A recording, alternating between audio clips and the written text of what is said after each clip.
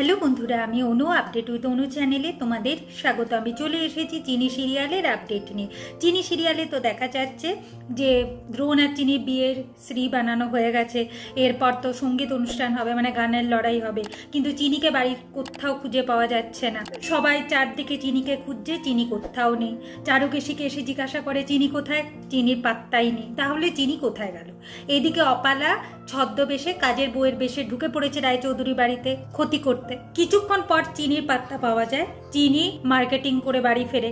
সবাই তো অবাক হয়ে যায়, চিনি কোথায় গেছিল, চিনি যদি কোনো বিপদ হতো। তারপর চিনি বলে যে না, সে মার্কেটিং করতে গেছিল, কি না প্রণামী দিতে হবে না বিয়েতে, যে এটা তার মায়ের করার কথা ছিল সেটা চিনি নিজেই করে দিল।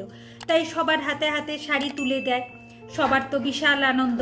এখন অপালা খুব রাগে জ্বলছে, যে কাজগুলো তার করার কথা ছিল, দ্রোণ যাকে নিয়ে গর্ববোধ করত, আজ ওই জায়গায় অন্য কেউ আছে, সেই জন্য অপালা তো বেশ ভালোই জোর। তবে দ্রোণ খুব ভালো করে জানে যে চিনি এই জন্য বেরোয়নি, চিনির অন্য কোনো উদ্দেশ্য আছে। এখন চিনিকে ডেকে জিজ্ঞাসা করে, চিনি প্রথমে বলছিল না, তারপরে বলে কালকে না একটা ধামাকা হতে চলেছে, কালকে না বিজ্ঞাপন বেরোবে, দেখবেন না কাল কি কি হয়। এরপর চিরো বলে যে তোদের এই কুচকুচ ফুসফুস বন্ধ কর, চল আমাদের গানের লড়াইটা কি হবে। গানের লড়াই দুটো টিম হবে, একটা দ্রোণের টিম, একটা চিনির টিম। আগামী পর্বে দেখা যাচ্ছে যে গানের লড়াই শুরু হয়ে গেছে আর রায়চৌধুরী বাড়ির সবাই গানের লড়াই মেতে উঠেছে।